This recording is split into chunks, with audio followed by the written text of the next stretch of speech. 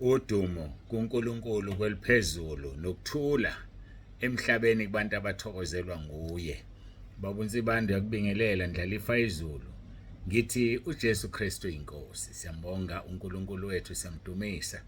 Kube siphinde sihlangane futhi namhlanje, sihlangane ngalendlela esihlangene ngayo. Siphuma kwimpela sonto ke bibhizi kakhulu.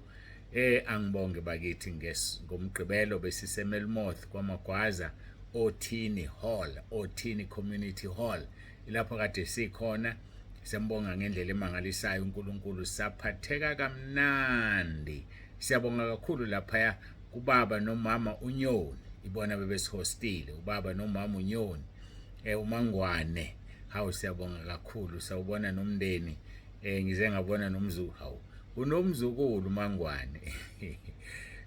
Hayi ke cha, siyambonga uNkulunkulu kakhulu, siyamdumisa babunyoni.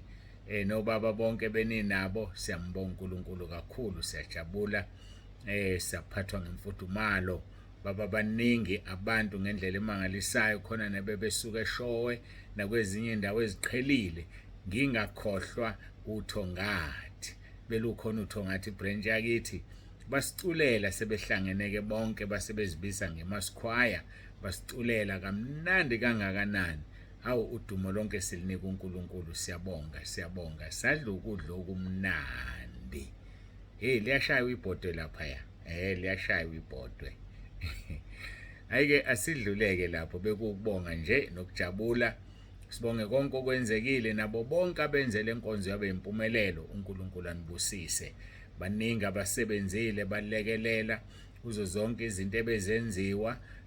Bayazazi bona noNkulunkulu yabazi okwami ukubacelela isibusiso, ababusisa uNkulunkulu ngendlela emangalisayo ngoba bamthandile uNkulunkulu ngamandla abo. Yabona nje umuntu ofikayo azosiza, apheke, enze okwenziwayo kulungiselelwa inkonzo, aphinde afake nemali ngoba imali yasetshenzwa.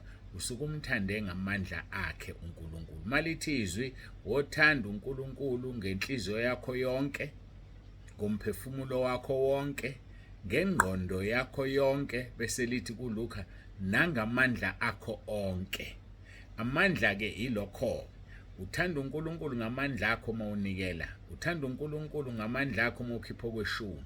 Uthanda uNkulunkulu ngamandla akho uma ufika endaweni yenkonzo uzosika utshani sekunokhula, uzosebenza engadini yendlu yenkonzo uma kunengadi, uzoklina ihlala, uzoshanela. Uthanda uNkulunkulu ngamandla akho onke. Kadake ukuthi makuphelele ku4. Thanda uNkulunkulu ngenhliziyo yakho yonke, ngomphefumulo wakho wonke. Number 3 ngengqondo yakho yonke. Number 4 ngamandla akho onke. Busungakhohlwa umyalelo wesibili othi wathanda umakhelwane wakho njengokuba uzithanda wena. Athi uJesu kule myalo yombili kubambelela umthetho wonke nabaprofeti. Hayi mawenze lento nje usuqedile uzongena ugijima ezulwini. Ngiyakutshela njalo mina ngikunika ithiphu. Yazi ngikunika ithiphu. Yenza lemthetho le. Thanda umakhelwane wakho njengoba uzithanda wena.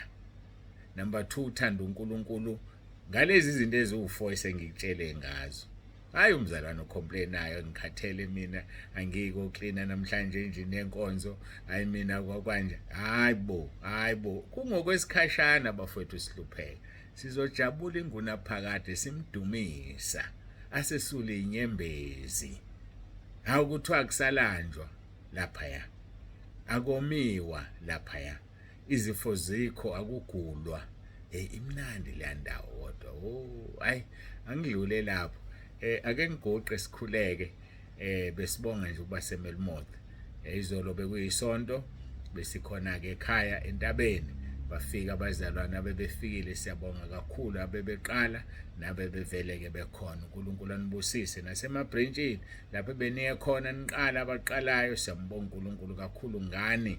Ngilindeleke ukuthi abefundisi bathumele ningene egroupini ekhaya lezwi. Ningene maningangenile. Nalabo abaku WhatsApp abaku YouTube ngiyabamema. Khona ezikushiyayo ngoba ku YouTube wena. Khona ezikushiyayo ngiyakumema ku YouTube. Isitela nje izinto eziwu5 kuphela buse uyangena ekhaya lezwi. Number 1 WhatsApp number yakho vele uzobe ungu-WhatsApp, so inamba iseyikhona. Number 2 igama lakho, hayi ama-initials. Number 3 isibongo sakho. Number 4 indawo ohlala kuyo. Number 5 idolobha. Indaba sifuna idolobha ngoba kunendawo esingawazi amagama azo. Indawo esingayabo njengangapha nje konda kuthi iseGoyintete. Niyayazi iGoyintete? Bathefule la kwagolwa khona intethe. Kuthiwa iseGoyintete. Manje umuntu ezoza eKhalezi wathi uhlala eGoyintete. UseMaritzburg uyazi kanjani iGoyintete yini naleyo. So ngama amagama ke sikho sitela idolobha.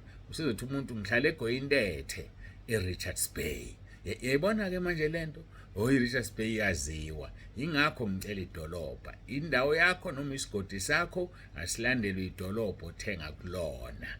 Ayike mawenze njalo ku YouTube, ayike usiyangena eKhalezi kulula ngendlela emangalisayo. Abantu bafakwe ekseni ke njalo ekseni kugcinwe inkosi ngo1:30 intathakusa kuze bo 5:30. So mawuzothumela ekseni ukuthi kungenisa umuntu mancane amathuba ukuthi angene ngoba njengamanje mina bayathunyelwa, ngiyabafaka elistini, ngiyabalayina, ngiyabasave, ngiyababona bano WhatsApp abanaye. Ekseni ke sengidila nabo ke ngiyabafaka. So ingakho ke wena mawuzomletha ekseni ngokuthi uzofakwa ekseni ngeke asafakwa ekseni. Uzofakwa abalethwe ngayizolo. Lethani namhlanje abantu enifuna bangene kusasa. Hayike angibonge bengidlulisa nje ukubonga amabranchini ke abantu abavakashile nibatshele phela ngekhaya lezwi.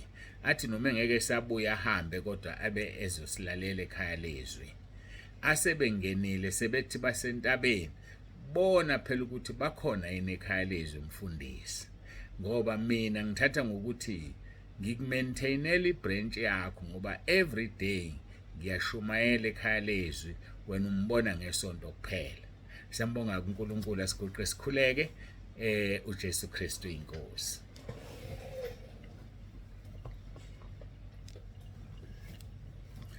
Babongcwele babolungileyo uNkulunkulu nomusa siyakubonga ngakho konke osenzele khona, siyakudumisa. Ngiyacela ngithandaza nginxusa ukuba uNkulunkulu wethu bekanye nathi ngomoya wakho ingcwele. Moya ongcwele bathinta abantwana bakho, ubakhulume nabo, uzambule ukuba Nkosi baqonde ba-understand ukuthi yini isono, baqonde Nkosi ukuthi yini ukwahlulelwa, baqonde Nkosi ukuthi kufanele senze njani ukuze sikukhonze ngobungcwele.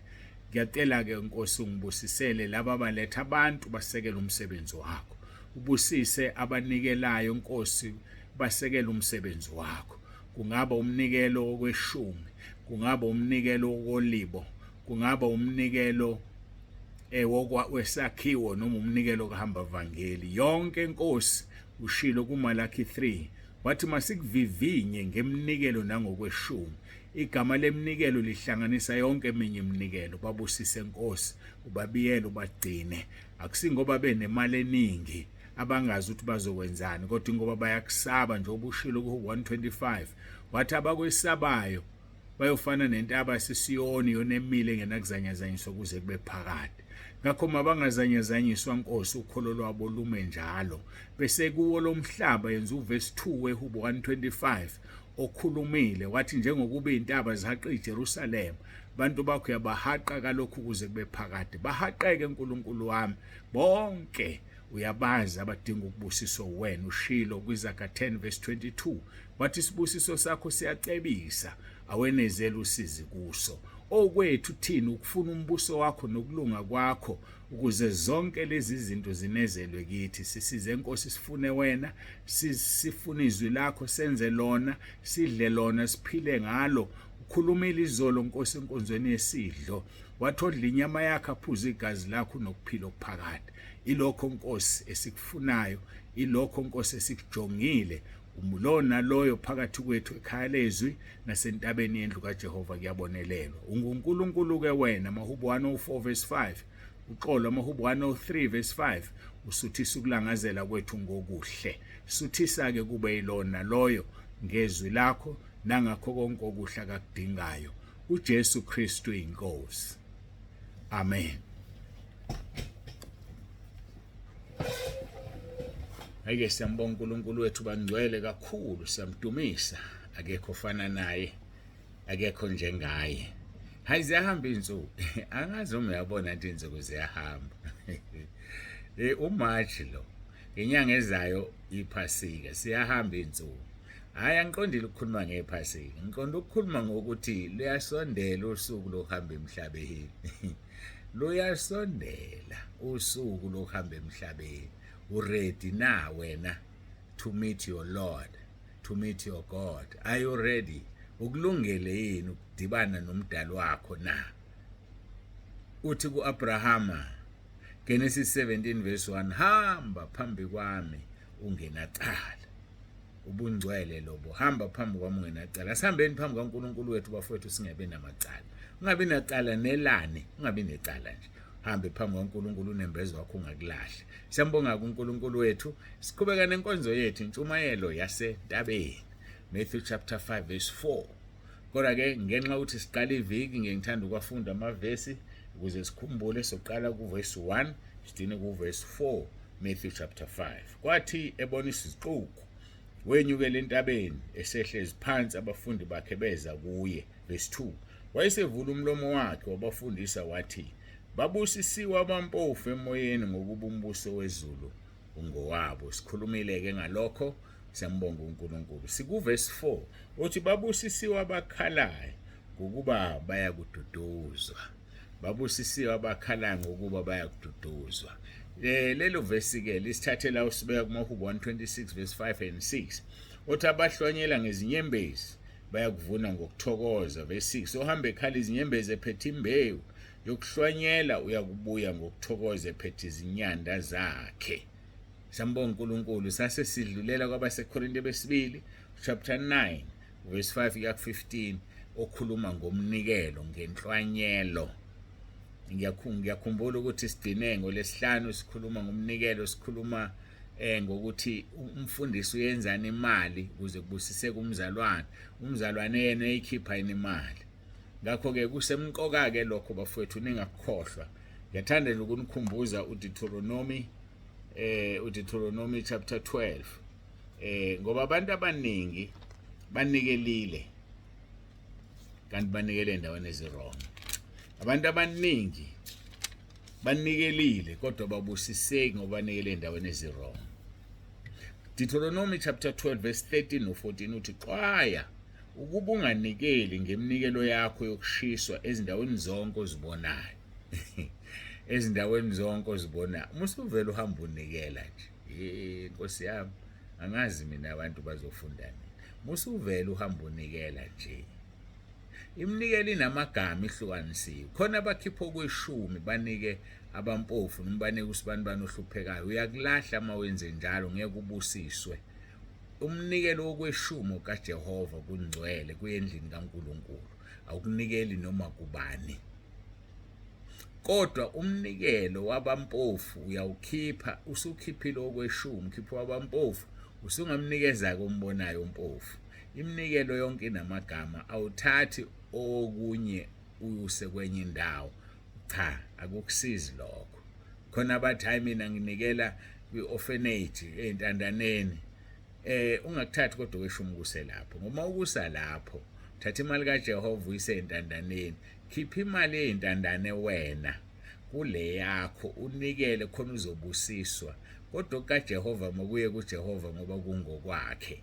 Kukuphiko kaJehova kulapho la ibeke khona igama lakhe. Asiqedele Deuteronomy chapter 12 verse 13 and 14. Xwaya ukuba unganikeli ngeminikelo yakho yokushiswa ezindaweni zonke ozibonayo. Verse 14. Kepha kuleyo ndawo uJehova akayikukhetha kwesinye sezizwe zakho uyakunikela lapho ngeminikelo yakho yokushiswa wenze khona konke engikuyala ngakho endaweni ekhethwe uJehova. Inkinga ke le endaweni ekhethwe uJehova. Lijulile lelo, lijulile. Ngicela ungangeni kulo manje. Ngicela ungangeni kulo, ake ngiye ipolitiki leyo. uNkulunkulu uzokusiza othandaza umbuzo. Nkosi la nginikela khona uyikhethile le ndawo. Ngoba ngeke ubusiseke uma unikela lapha engazange ayikhethe khona. Uyikhethile inkosi le ndawo. Uma sekuphendulile nikelake. Uma ethi cha unganikeli. Kwaphela nje. mina lokho engizokutshela khona ngeke ngikutshele hamba uye endaweni ethile onikela lapho ngoba lapho ku right noma lapho ku wrong noma angingeni lapho, kodwa wena umsebenzi wakho uwena ufuna ukubusiseka, nikela lapho uzobusiseka khona. Hey, kodwa kumnandi ukukholwa, unikela uthokoza, unikele lapho uthanda khona. Ngavuma ukuphoqa umuntu. Sikhulumile ngokudlutha kupledgwa, ukupledgwa kuyakuphoqa. Usuthembisile wena uthe uzoletha u2000 pheleni kwenya ulethe, phoqekile manje sekwenzeka okuthize, sekuvela i-accident, sekudingeka imali lapha, manje umfundisi uyayifuna imali omthembise yona ngoba upledgile. Akupledgwa, nikela uthokoza. Lithi izwi lenkosi uzilinganisele enhlizweni yakho ukuthi ufuna ukunikela ngani kanjani. Ayekho ozotshela wena hayi angidlule wazizwa ngishaya befundi hawu kodwa ninani bazi abaphumanga befundisi kusukela ngoLesihlanu kuZaneno hayi baphumile ngiyakutshela ekhalezwi ngiyabona obakhishwe iminikelo. Bakhishwe iminikelo. Kodwa mina ngiyangijabula umuntu ophuma eseheneva limhlabile enyameni ngoba unenxeba, ngeke akuthole ukuphumula, uyozabuya ekhalezwi, ngeke akuthole ukuphumula ngoba uyothi mayithi ayenza lento yakhe lithi izwe enganiwezwa ukuthi kwenziwa 1 2 no 3 ngeminikelo. Ukwenzelani lokhu? Athatha paqu hawe madoda uhambe neva kanti ngabe uyabuya nje sithandaza uNkulunkulu akuthethelele bese wenza izinto ngendlela ukuze ubusiswe. Sibusiso sika Jehova akenezela usizi kusiza ka 10 verse 22. Isikhuluma ke ngeminikelo ngiyayivala lapho noma ngayivali ngokugcwele. Sikhuluma ke ngokuhlwanyela baseGalatia chapter 6 verse 7 and 8. Khumbule besikhuluma ngokuhlwanyela sithi abahlwanyela ngezinyembezi bayovuna ngokuthokoza. Ngisabuyelile lo verse. UGalatia 6 verse 7 and 8 uthi ningaduki, uNkulunkulu akahlekwa. Ningaduki. Yabona nje ungavuma umuntu akudukise, uNkulunkulu akahlekwa. Ziningi izinto ezikhulunywayo ngoNkulunkulu ezulwini, ezinye neziqalanise izingane esikoleni. Kunama myth amaningi, inkolelo eziningi ezigcwele nani. Uyazi wena ukuthi yini nanisho ngoNkulunkulu noma ngoJesu.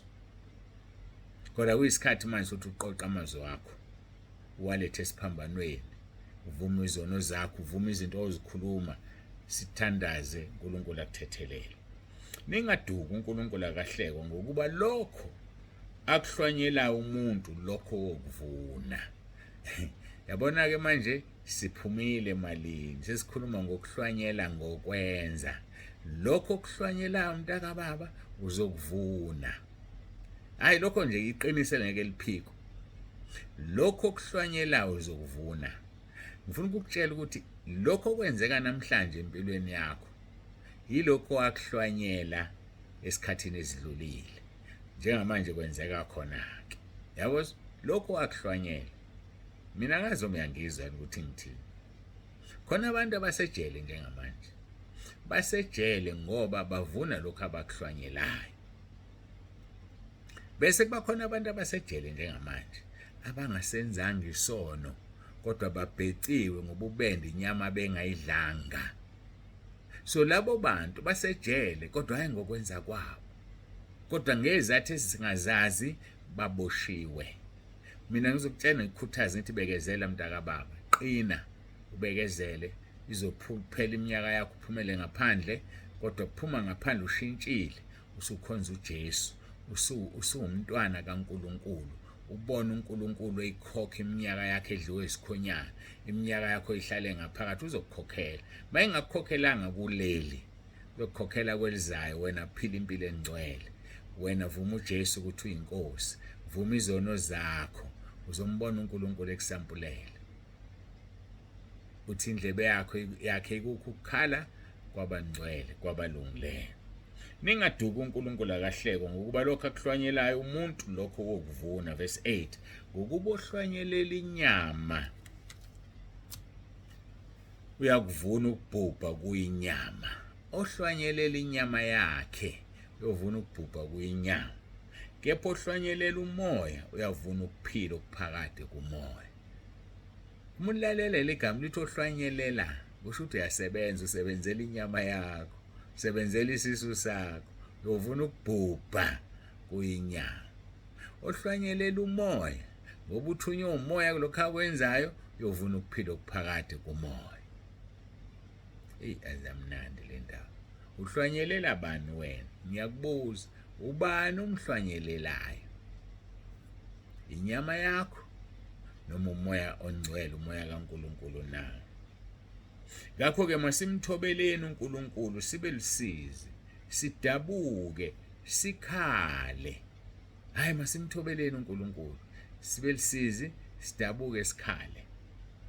EkaJakobe chapter 4 verse 7 kuya ku-10 uthi, ngakho thobelani uNkulunkulu, kepha nimelane noSathane, khona uyakunibalekela. Bafethu siyathoba, ngaphakama, ungambhampeli uNkulunkulu. Ungambhampeli. Siyathoba, thobelani uNkulunkulu, khona uSathane uyonibaleka. Yazi isikhali sokuxosha uSathane, ukuthobela uNkulunkulu. So simple, so simple. uSathane akabaleki nje empilweni yakho ngoba vele uNkulunkulu awumthobeli. Wena uma uthobela uNkulunkulu, uSathane uzobaleka. Thobelani uNkulunkulu, kepha nimelane noSathane, khona uyakunibalekela. Verse 8, sondelani kuNkulunkulu, khona uyakusondela kinini. Hawe madoda, kanti uNkulunkulu ubukeke kude kangaka nami nje ngoba yimina engasondelile kuyena. Sondela kuye, naye uzosondela kuwe. Uyeke ukusondela enyangeni, uyeke ukusondela ezangomeni, uyeke ukusondela ezintweni ezingenamzuzo zalelizwe. Sondela kuNkulunkulu umdali wakho konke. Athi hlanzani izandla nina zoni, nihlambulule izinhliziyo nina bonhliziyo mbili. Hlanzani izandla nina zoni. Izandla zakho zenzani? Zenzani izandla zakho? Singaboni ebusuku, zenzani izandla zakho? Imuphi lo msebenzi eziwenzayo? Uyazi wena wenzani ngezandla zakho? Uyazi wena wenzani ngeminwe yakho? Ufakazi ikamelo lakho, ufakazi ingubo yembethe, ufakazi umbhedo lele phezukwawo. Uyazi wena ukuthi wenzani. Lithi izwi lenkosi, hlanzani izandla zenu nina zoni, nihlambulule izinhliziyo nina bonhliziyo mbili. Inhliziyo zimbili, khonza uNkulunkulu ngapho, khonza uSathane ngapho. Unesimo sokukhonza uNkulunkulu kodwa amandla akhe uyawaphika. Verse 9, yibani lusizi, nidabuke, nikhale. Ukuhleka kwenu makuphenduka ukudabuka, nokujabula kube ngukujabha. Zithobeni ebusweni benkosi, khona iyakuniphakamisa. Ake ngiyibambeke la. Zithobeni ebusweni benkosi, khona iyakuniphakamisa. EkaJakobe chapter 4 verse 7 kuya ku verse 10. uJesu Kristu inkosi.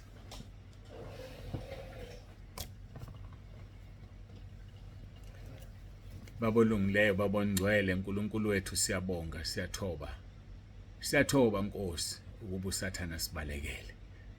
Siyabonga ukusipha Nkosi ithiphu, ukutho kwethu ukuthobela wena, bese simelana naye uzosibalekela uSathane. Busisa ke wonke umuntu oyilalelile lenkonzo, Nkosi alenze izwi lakho. Udumo silinikeza wena izikhathi zingakabikho namanje kuze kube phakade. uJesu Kristu inkosi. Amen.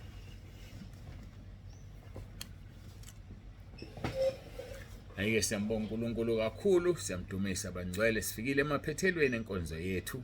uNkulunkulu akubusise, uNkulunkulu akusikelele lapho khona, akubiyele futhi nanomndeni wakho. Siyakuthanda ngendlela emangalisayo, ngothando lwasekhaya ezulwini. uJesu Kristu inkosi. Baba uNzibande uyavalelisa.